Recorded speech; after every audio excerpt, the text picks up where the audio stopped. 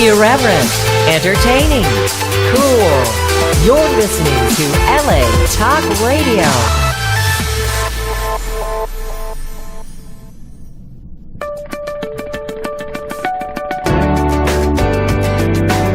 You're listening to The Inner Voice with Dr. Foojan Zeine, only on LA Talk Radio. Hello everyone, I'm Dr. Foojan Zeine and welcome to the Inner Voice Show. This show is about making a difference in your life so that you can create a free mind and a heart filled with love toward creating a fulfilled life for yourself.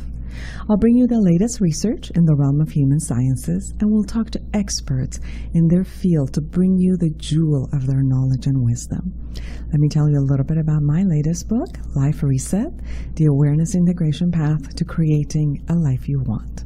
It's the latest psychological model that has been presented to you in a series of exercises which you can complete in your own time. The awareness integration model has been researched, which will be in the book Life Reset, and published with many groups, and latest research was in Cal State Long Beach students, which resulted in 68% decrease in depression and 27% reduction in anxiety. And that was in a self-study format.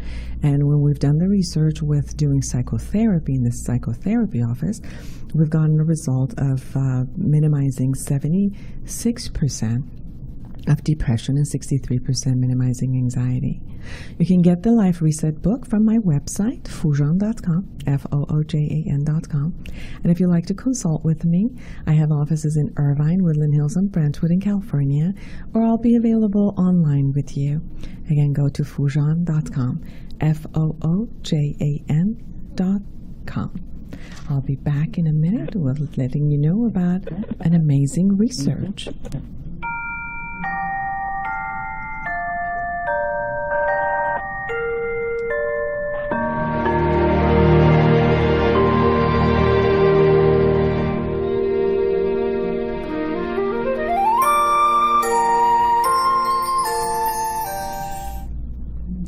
Now, in the Journal of Personality and Social Psychology, a group of 4 authors published a statistical analysis and a summary, a meta-analysis of 18 studies of people who got married and 8 people who got divorced.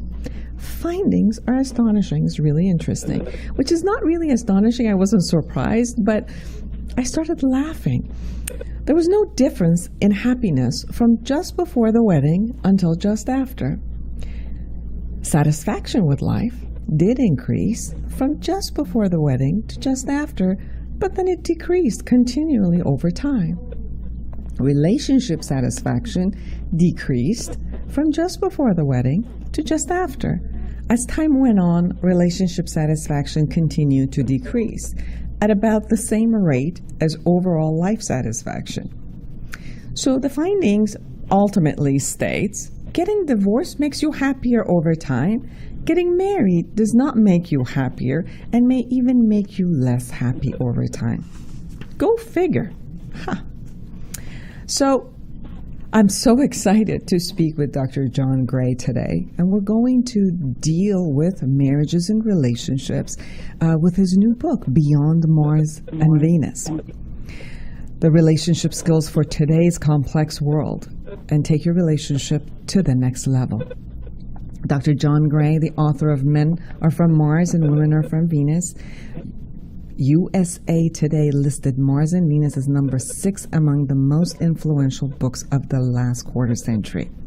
Dr. Gray's more recent books include Mars and Venus in the Bedroom, Why Mars and Venus Collide, Work With Me with Barbara, In the Bedroom, Why Mars and Venus, and then Work With Me with Barbara Annis. And John had appeared repeatedly on Oprah, Dr. Oz Show, Today, CBS This Morning, Good Morning America. And he has been profiled in Time, Forbes, USA Today, TV Guide, and People. And he was also the subject of a 3-hour special hosted by Barbara Walters. Welcome, Dr. Gray. Well, thank you so much. It's a pleasure to be with you again. Yes, we met at some of the video shootings that we were doing with your tango, and actually I just put many of them back on the social media and got a lot of praise, especially for you. You know, you're an icon. I've learned so much from you, and I've learned from your books and from your seminars, and every time I talk to you, I learn more and more, especially as I was reading the Beyond Mars and Venus. Well, my message keeps evolving, so there's always more to learn, it seems. I've been married now 32 years, and I'm still learning. Well, that part of what you were also saying is that our reaction to change are often misunderstood because we're different from each other. And somehow as the marriage is evolving and our relationship and our needs and our roles are evolving in the marriage, it seems like we need something else. And if you want to also talk about what I said about the new finding, which is the reason I laughed is because I do find that in the 27 years of being a marriage therapist and divorce therapist, I actually see that. However, there's an innate part of us that just doesn't want to believe that and wants to know that being married in a good relationship or being in a good relationship, in a loving relationship, does make us more fulfilled in marriage. And is that just a fantasy? Or with all of your studies and findings and what you have written, it's different than that? Well, I appreciate all your comments. Certainly as therapists, we see people who are dissatisfied in their relationships. Yes. So we have a biased group there. The study was done on a very few people. And clearly, and this is why I've written this new book, without new skills to cope with our modern challenges, and we can discuss what those modern challenges are that have really never faced men and women in history before. Without the modern challenges, there is increasing dissatisfaction in relationships. And if you take somebody who was just divorced, who's living in a relationship where they're dissatisfied, particularly if they're the one who chooses the divorce, they're going to feel relief from being in a relationship that's not nurturing who they are. Maybe there's many people who go through divorce and it's devastating, particularly if their partner left them and they didn't want the divorce. But it can be devastating even if you're choosing the divorce, because when you've been married to somebody for a long time and the marriage just doesn't work out, it's like a death. So it's highly, highly disturbing because you had a dream. And I appreciate your question, which is, this dream that we have of lasting romance and lasting love, is it even possible? Is it realistic? And we have to look at this from a few different points of view to get a clear answer. And one aspect of the answer is never before in history have people had such high expectations in their relationship. You see, when you have high expectations, if they're fulfilled, you're happier. If they're not fulfilled, you're more unhappy. And I think that a big shift which has taken place in the last 30, 40 years is our expectations for marriage have dramatically gone up. Now we have to question, are those expectations realistic? And what I would say for most people, based upon the skills that they have, that they learn from their parents, those expectations are highly unrealistic. So what are those expectations? Well, simply put, lasting romance and passion is a big part of it.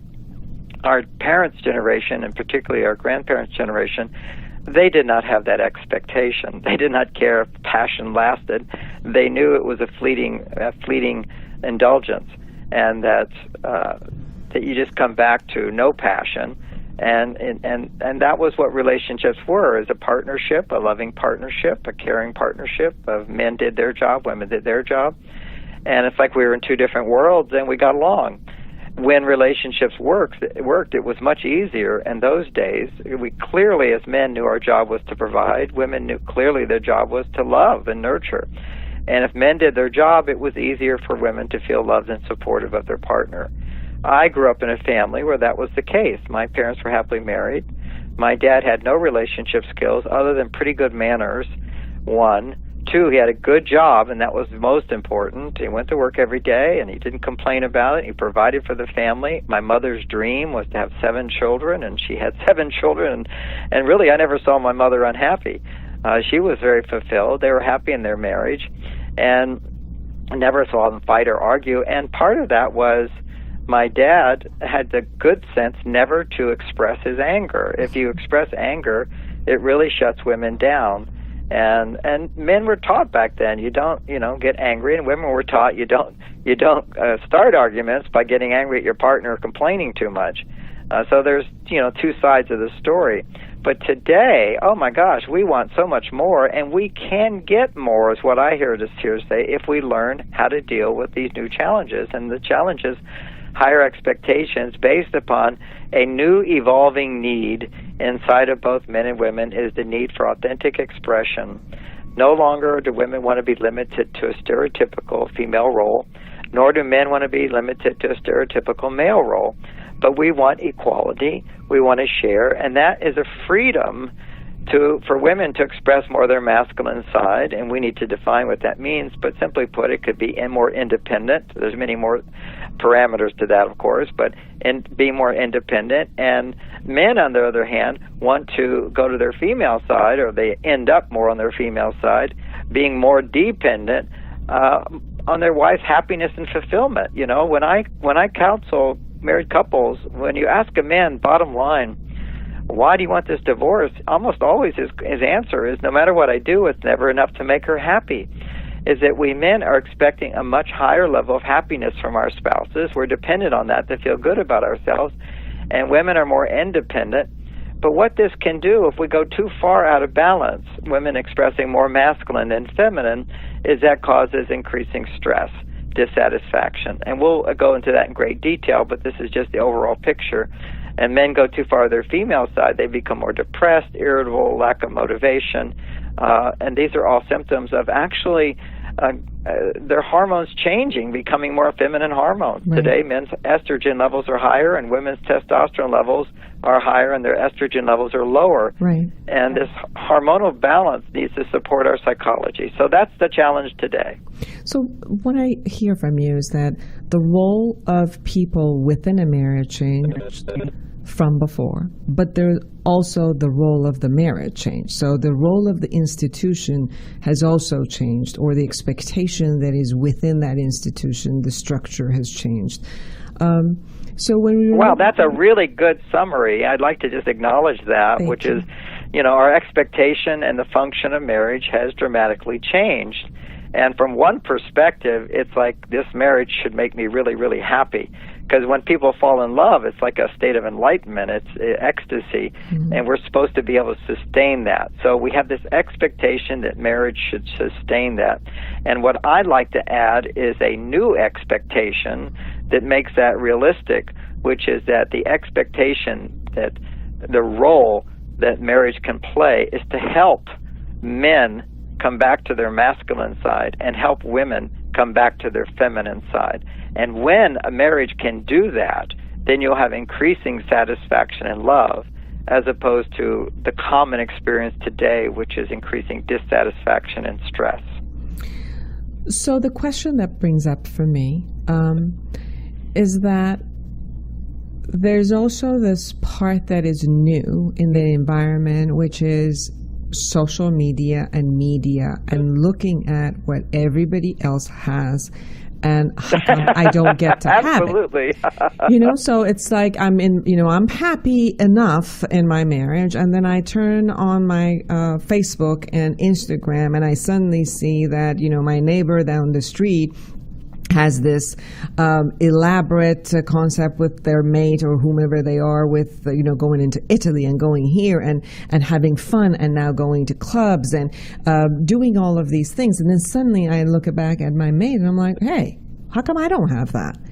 So there is also that the expectation is rising from seeing too many varieties out there accessible to all of us, where maybe before all of those varieties were not necessarily accessible, whether it's from working or playing around out there, or sexual varieties, or experiential varieties. That has also put a pressure onto the marriage and the expectation of happiness. So the expectation of happiness is not just, can I be happy with who I am and my role and my husband or my wife's role, but it also is creating this piece of, I can have something new consistently out there.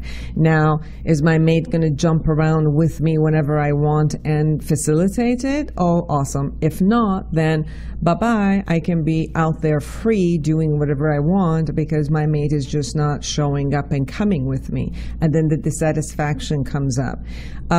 What do you think about that? Well, I think it's a very astute observation and very clear. It's with all social media, you just look at the social media and see all these smiling faces, and they're all doing things, and it appears as if they're always that way, and it's not that the case. That's true. It appears that they're always having that much fun together, and it's not the case. It feels like everybody's having a fun time because, see, we take photos of when we're having a fun time, and even when we're having a fun time, I'm a family man. I've got my wife and 3 daughters. Now, as those 3 daughters are growing up, I think most people who've had daughters know that there can be these little wars that go on between them. It's like, yes. And I see this, I have to say this jokingly, but I can be at a family dinner with all my grandchildren, my children, and then you find out later all of the little judgments that everybody had about each other. It's quite amazing to me. I kind of think everything's fine because they're all smiling and whatever, but then you find out there's other stuff going on. And you could take those daughters when they're at times, not always, of course, but at times when they're jealous of each other or mad at each other or feeling excluded by the other, these sensitivities. If you were to take those kids who feel that way, then take a picture of them all together, they're all going to be smiling and hugging, and everybody can put on a smile. And so those pictures that we put on Facebook are always our best pictures, the best lighting, the most fun, exciting moments. And so we have this completely unrealistic perspective of what everybody's experiencing and not me, which is once again coming back to the idea of the unrealistic expectations, A, and B, even to have the expectation of the lasting romance, because you could have somebody married for 15 years versus somebody who's on their honeymoon or in the first few years of their marriage. There's going to be a clear difference in terms of satisfaction, because there is a reality, and satisfaction can be measured in many different ways. Let's keep in touch with that. One is the newness of a new relationship will always give forth higher levels of a brain chemical called dopamine, and dopamine is pleasure, and it gives rise to feelings of motivation and happiness and connection and joy. And so what you get is this newness of dopamine, but there's also an unsettledness. There's an anxiety that goes along with it. We also seek as human beings for our satisfaction is a sense of security and contentment and fulfillment. And fulfillment is not those smiling faces, it's the excitement and thrill and so forth. That's one aspect of it. Marriage provides the continuity, familiarity, safety, and security. All of that provides kind of a relaxed fulfillment.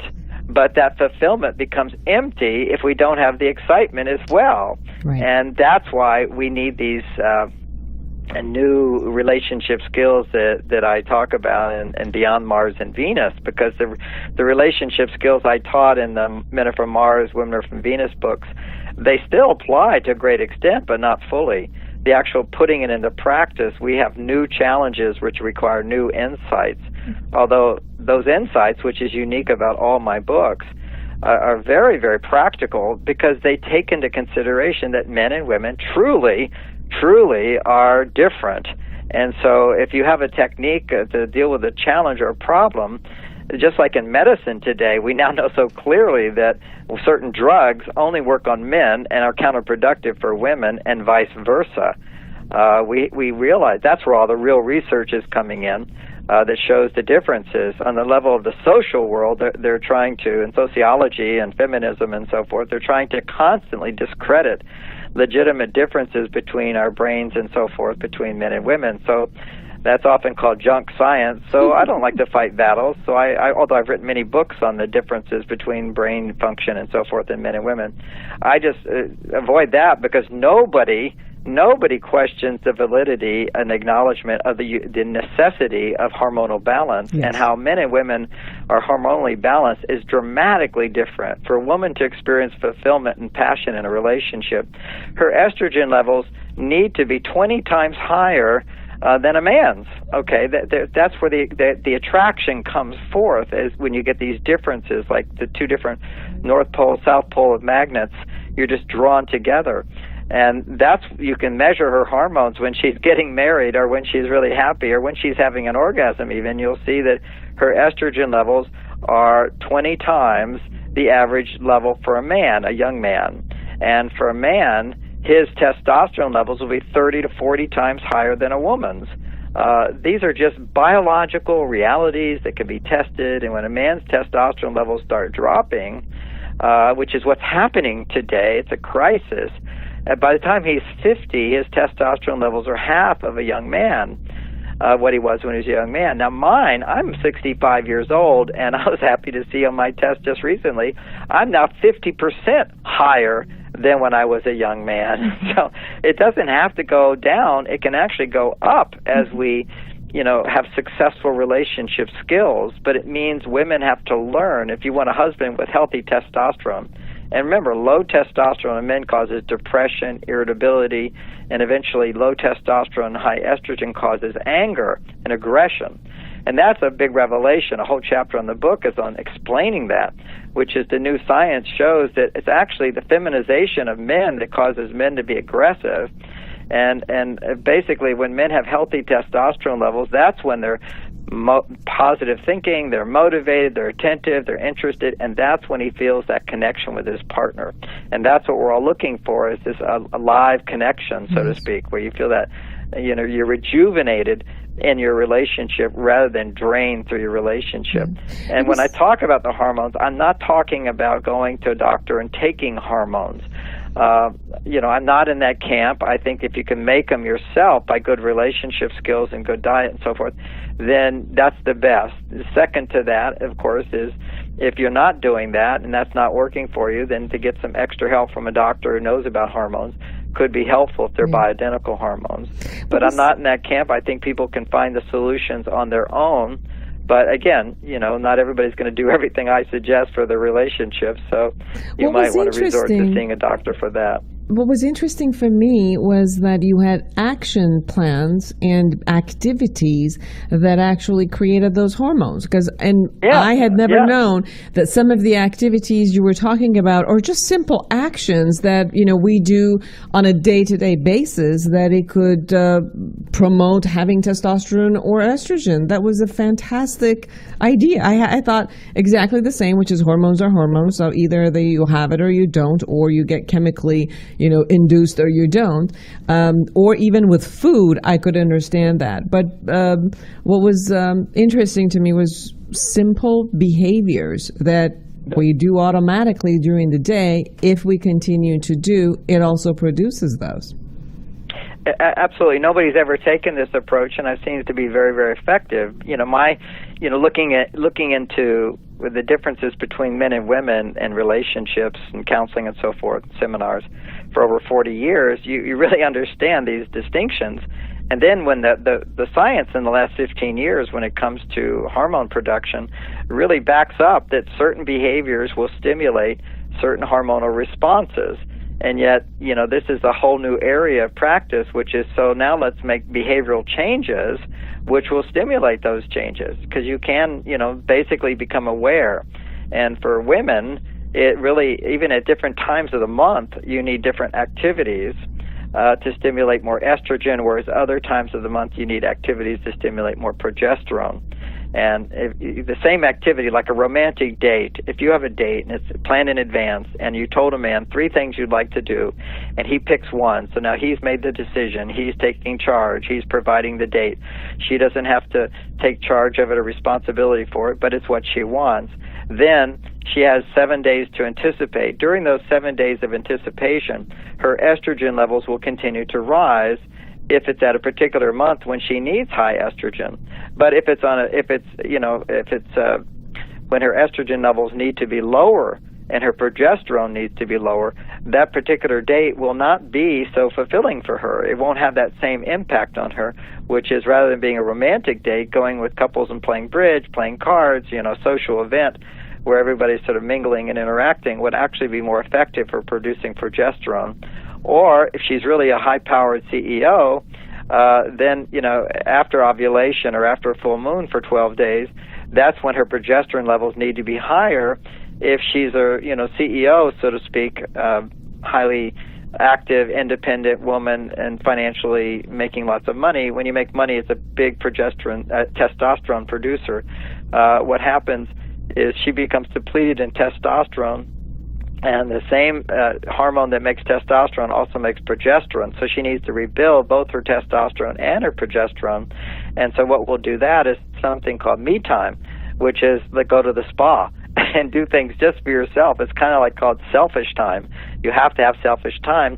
The more a woman's more on her male side. It's what I've been talking about for men, throughout all my books, is men need to take cave time, and they still do. And cave time is one of the most powerful things to rebuild testosterone. And for men, it needs to be in a non-estrogen setting, which is like watching a football game or meditating, but not taking care of children at that time.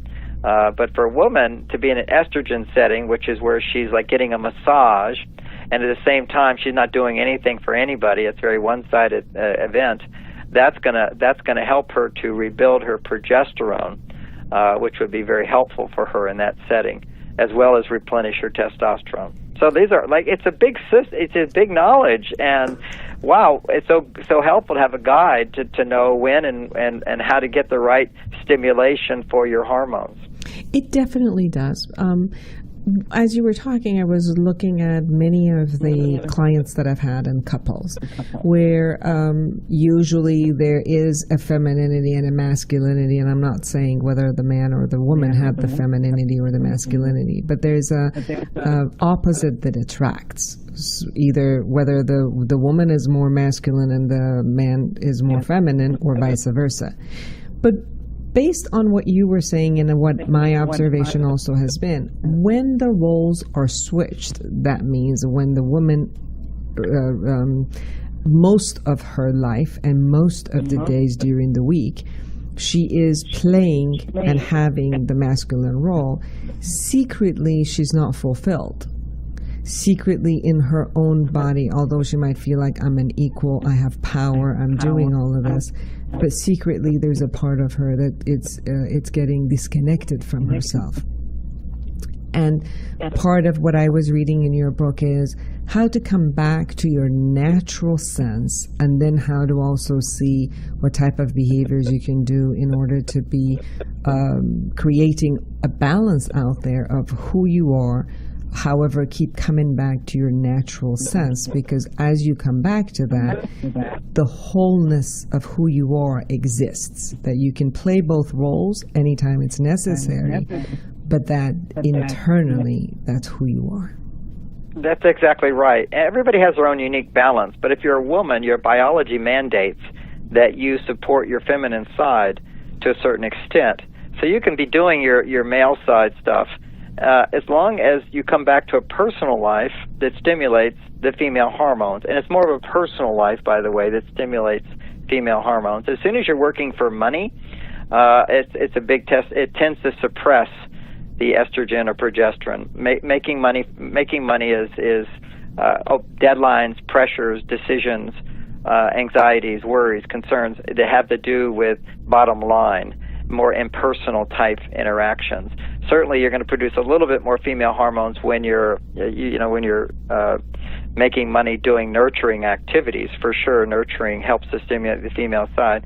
But still, the pressure of providing for yourself alone, or the pressure of providing for a family, or even being an equal partner in providing for the family, your husband's working and you're working, that puts an undue pressure on your stimulation of your masculine side. So therefore, and that's very common today, And you might say that's, from my perspective, one of the major reasons that you see so many menopausal symptoms in women, and early menopause in so many women, and period problems in women, and infertility in women. These are all these new problems that have come up. I mean, if you go to indigenous tribes, women don't even hit menopause till 70 years old. Everybody's experiencing massively earlier and earlier menopause levels, and part of this is environmental toxicity, which then also causes hormonal imbalance, and that hormonal balance then triggers hormonal behaviors which continue to be expressions of hormonal imbalance. So it's a two-way street. If a woman's doing kind of a masculine activity, it will inhibit female hormones, but if the environment is inhibiting her female hormones, that will also push her into masculine activities, which will further inhibit female hormone production. So it's both things are happening, both biology of the environment affecting us, and they're called endocrine disruptors, the pesticides in our food, which are in the water and the air. They're all over the place, these endocrine disruptors. Plastics, for example, all plastics have this effect of throwing our hormones out of balance. And for men, it registers in our body on the estrogen receptor sites on all of our cells. There's these hormonal receptor sites, and many need a little estrogen, but what happens is it comes in and hits a lot of estrogen in the body, and the effect that has on men is when men's estrogen goes up, their testosterone goes down. It's the seesaw effect. That then makes men more passive, which then leads to behaviors that stimulate more dependence on stimulation, like football games. Watching a football game is fine, but 6 hours is too much, and sitting on the couch and not doing things. And that then stimulates his partner to go more to her male side, which is going to throw her estrogen levels down. So the environment's having an effect. It affects our behavior, and then our behavior affects our hormones. So it goes back and forth. The other side of this is the xenoestrogens. They're called external estrogens. They get into the body for a woman, and they signal estrogen as if the body's making estrogen. And if she's during the part of her cycle where her body needs to be making more progesterone, and all this applies to after menopause as well. It tends to be linked to more so the cycles are not as dramatic, but they're linked to the full moon, new moon. So think of full moon being the ovulation time, new moon being the period time. It's the 12 days after ovulation, which is where her progesterone needs to be greater than her estrogen. But if you're experiencing all this estrogen in the environment, then you're going to experience, on the physical level, the body's going to experience estrogen dominance, which is, probably one of the major reasons for cancer in women. But at the same time, it causes all kinds of dissatisfaction in the relationship. I mean, literally, something that would have been a little upset becomes a much bigger upset and a bigger resentment that builds up inside, simply because she's not getting the right support she needs. And part of why she doesn't get the right support is she doesn't even feel the need for it in a balanced way. What happens is when your body, and you're a woman, and your body's being exposed to xenoestrogens, they bind with the estrogen receptor sites and send a message to the brain saying, okay, you don't need to do any estrogen behaviors because we've already made enough. And so what happens is women are then motivated to do more testosterone behavior. Survival becomes more important about making money and worrying about this and this and this and this, rather than focusing on my need. This is what estrogen does. It focuses at the time where estrogen doubles. That's when you can get pregnant. It focuses you on the need you depend on somebody else. It feels this sense of dependence and need. It allows you to feel love. Without estrogen, you just don't feel love. You might love someone, but you don't feel it, which is really where you get the benefits of love. And the estrogen gets you in touch with your need or dependence on others. And when you depend on others and you feel you can trust others and you depend on them, and estrogen also helps you feel trust because you really need help. And so what happens is, when you're feeling need and someone provides what you need, you feel great joy and happiness and love. When you don't feel need, you don't feel great joy or happiness anymore. Many women tell me as their estrogen levels drop, they just can't find a man that they can fall in love with. They can't fall in love. They can't stay in love. And that all is a big function of feeling the the need for a man's love, for a man's affection, for a man's interest, for the security you get from a man, from the help a man can provide for you. You know, if you're hungry, and that means you need food, and someone gives you food, you're going to have enormous appreciation for them. If you're not that hungry, you don't have enormous appreciation. I think a little thing like a man opening the car door for you, you know, if you can do it yourself, well, what's the big deal? However, if you reframe it and go, you know, and this is what I used to have to say with my wife, who's a very strong, independent woman, you know, honey, tonight we're going on a romantic date, so I'm going to open the door, not because you can't open the door on your own, I know you can do that, but you do so much for so many people, so tonight let me do things for you. And that was hard. That's hard for many women to receive that kind of a help. It has all kinds of issues that women have with being feminine today. And as well, it's harder when your estrogen levels are lower. So you've got both aspects, and they're both interrelated. You know, many women, you know, just can't receive, and they're giver, giver, giver. Every woman I've ever counseled practically, you know, when you come down to it, one of the issues is resentment because they feel they give more than their partner gives. And, you know, what happens as soon as you start giving more than you're getting, your resentment levels will go up. Getting is a function of estrogen, and the acknowledgement of what I'm getting is a function of estrogen. And if you don't have enough estrogen, you can't acknowledge what you're getting. You know, one of the things in the book I had fun writing about is about 100 things that I was doing for my wife in the last 3 months that were little things, but the things that she was getting from me, they could be easily taken for granted or overlooked. You know, it's just like, if there's a storm, there's a water leak, I go out and do it. The pool right now is leaking, so I have to spend 3 or 4 hours figuring where the leak is and calling the person and getting it done. The computer breaks down, she kind of goes to me, what do I do? A guy can spend 3 or 4 hours trying to figure out the software to do that. You know, the cable company, every once in a while the cable thing doesn't work. You got to sit on the line for hours and hours doing that. There's so many things that men do that go, you know, easily not acknowledged or seen, just as the case for women as well. I don't want to say it's just men and women, but what I'm pointing out is that without estrogen, you can't see all the things that people do for you. And the reason men don't see all the things women do for them is we don't have those high estrogen levels as well. However, for a woman's well-being, she needs higher estrogen. And for a man's well-being, he needs testosterone, not so he can see all the things she does for him, but so that he feels motivated to do more things for her. You know, when women complain, gee, I feel taken for granted, he doesn't see all the things I do for him, really the issue is resentment underneath it, which is, look at all I do for him, why doesn't he do for me? If he could see everything I do for him, he would do more for me, and that's not the reason. What it is if men have plenty of testosterone, it's not that they do for women because of all women do for us. Men just want to do for women. That's the great thing for men, is that when a man's testosterone level's up, his major motivation in life is to provide fulfillment for her. And when it goes down, his estrogen goes up, then he becomes more like, well, look, what did you do for me? Then I only do this for you. But that's a function of estrogen, not testosterone. Testosterone is, I just want to do this. You know, you see these men running into the fire to save people's lives. You know, you don't see women doing that, men going in the battle and doing all these things. You know, when you see the people, and it just happened where the hurricanes came, you'll see all these men, they're on their trucks, they're out there, they want to save the world, you know, they'll give up their life for women. That's what we do. But when our testosterone levels are high, because we feel needed. But the crisis today for men is that they're not getting the message they're needed because they're not needed for the traditional values of being the providers and protectors.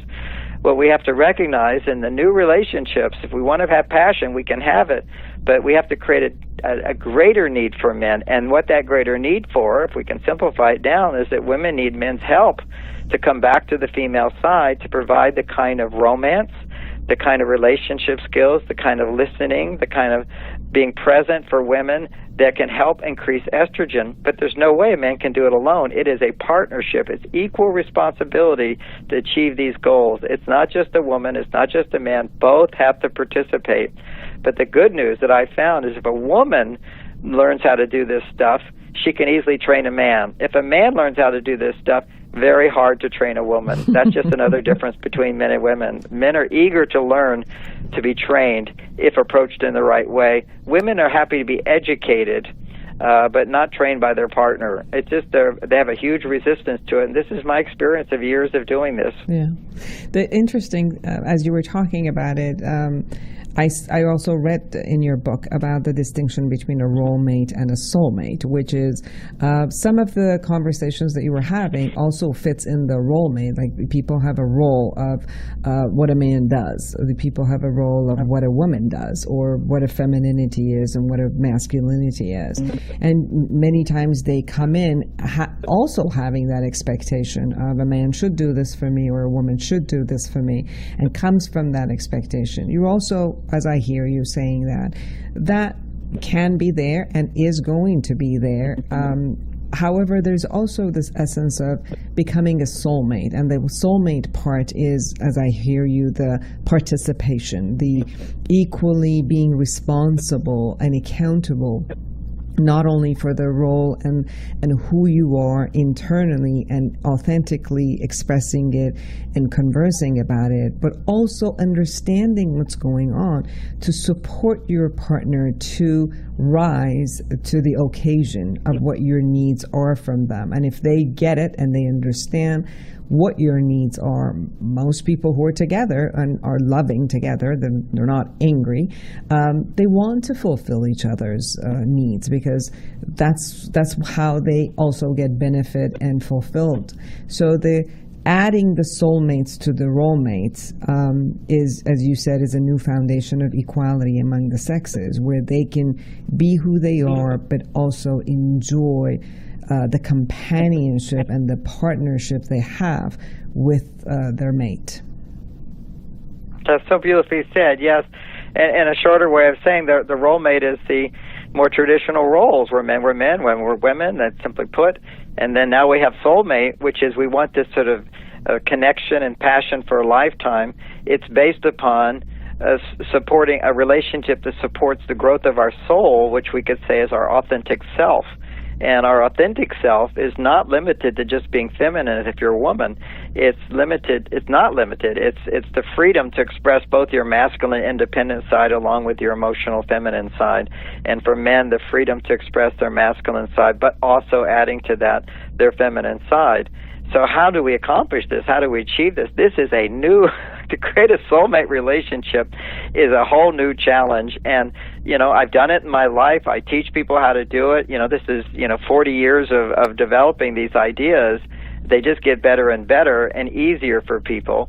But you have to go through a learning curve to make it happen. And, you define it beautifully as the first step is starting to take accountability for how we contribute to the problems in our relationship. Instead of blame, coming back to how do I contribute? That's the first step, is we recognize that, in primitive relationships, we had culture that told us you should do this, you should not do that. Lots of rules and regulations, and you're good, you're bad, you're not right, this is wrong.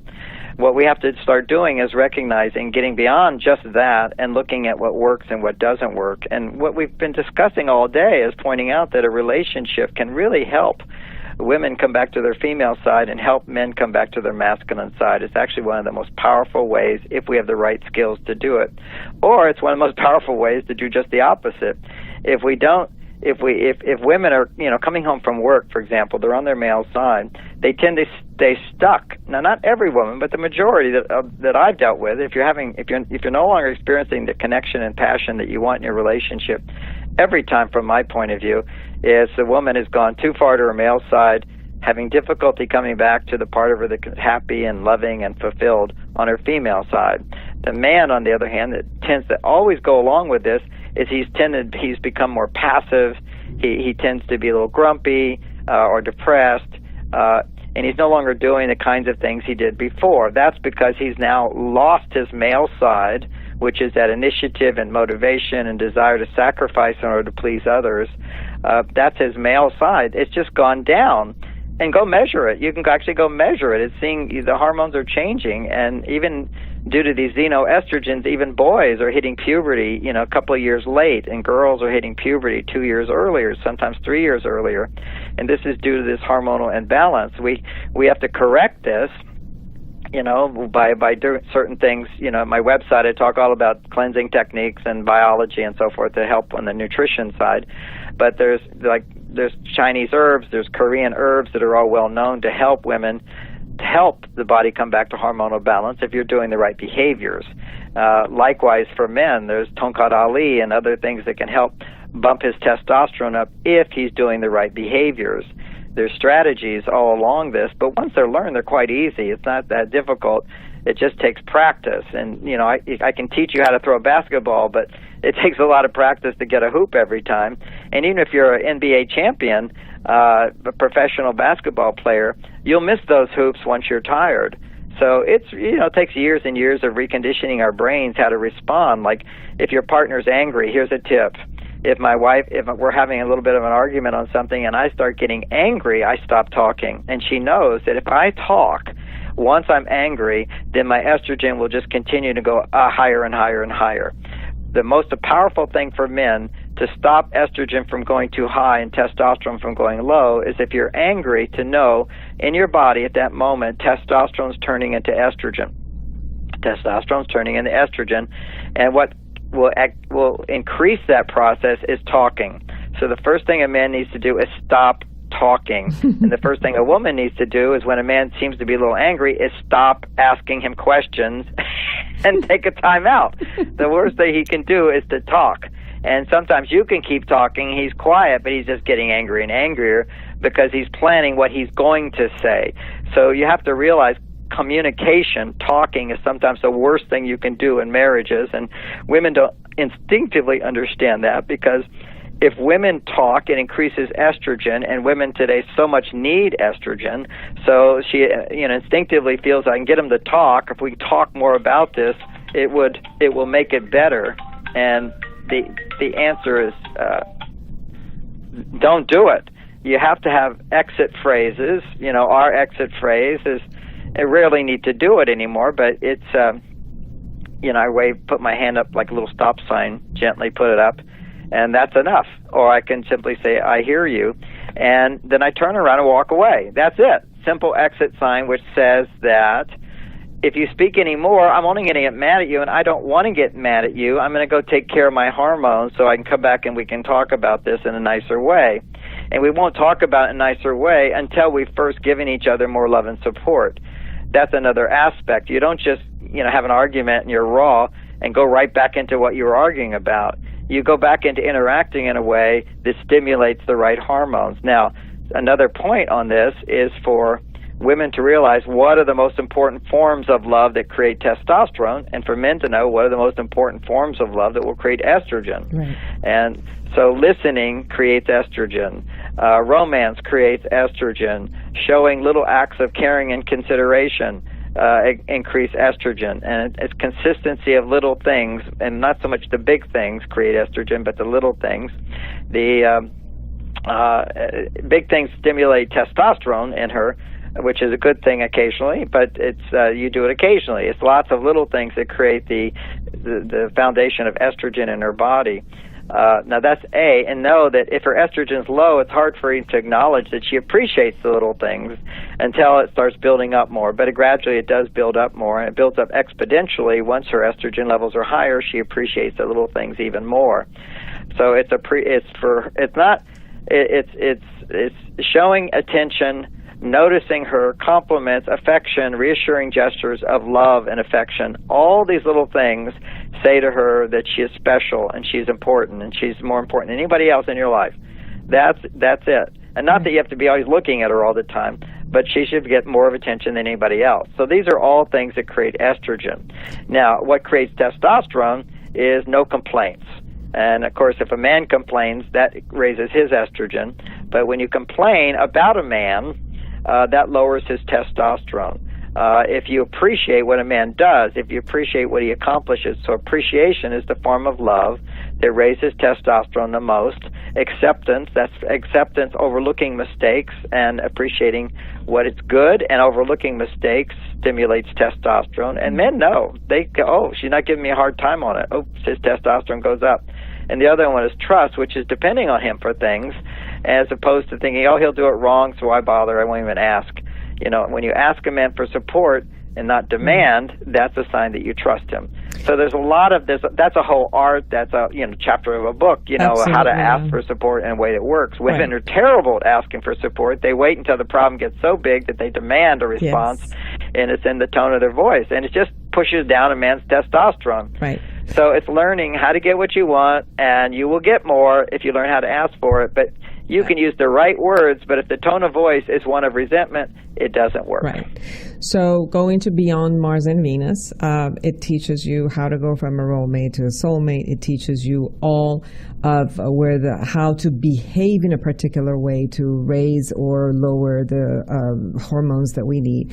And mostly what I'm hearing from you at the end of the show is really looking at understanding the biology, understanding what each one of us needs in our role and who we are, and bringing all of these together and acting appropriately at the time to take care of ourselves and taking care of our partner, authentically expressing who we are and authentically being who we are and sharing our true self with our mate, then it raises the possibility of having the passion and having an amazing relationship which is sustainable, and we keep working on it and creating an amazing partnership together.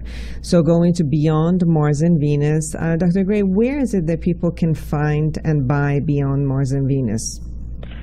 Well, they can certainly get it online, and most bookstores still carry it. It's just a new book out this year, so it's Beyond Mars and Venus, and they can go to my website, marsvenus.com. They can order it from there. They can also get lots of blogs and free blogs. And, I did mention there's the nutritional side of this. There's certain herbs that will help balance the hormones in a variety of different ways, specific for men, for women. There's certain substance nutrients you can take to increase your energy levels. Fatigue is a big problem in relationships. Great. That will help to activate. And that's it. I have a health food store at marsvenus.com. And what's unique about it is a 10-minute video on every product so that you can, decide what's working for you and why it works and so forth. And you can get it there. You can get it anywhere, basically. These are just getting education about what our body needs to go along with what our mind needs. Great. Thank you so much for your time. For me and for our listeners, it's always a great pleasure to hear you, to learn from you, and I hope that you join me again as your new books come in and as you learn and pass it on to us. Thank you.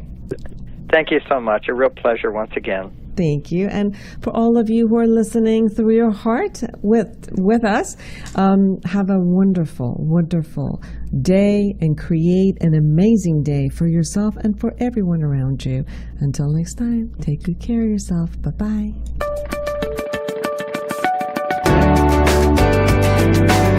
You're listening to The Inner Voice with Dr. Foojan Zeine, only on LA Talk Radio.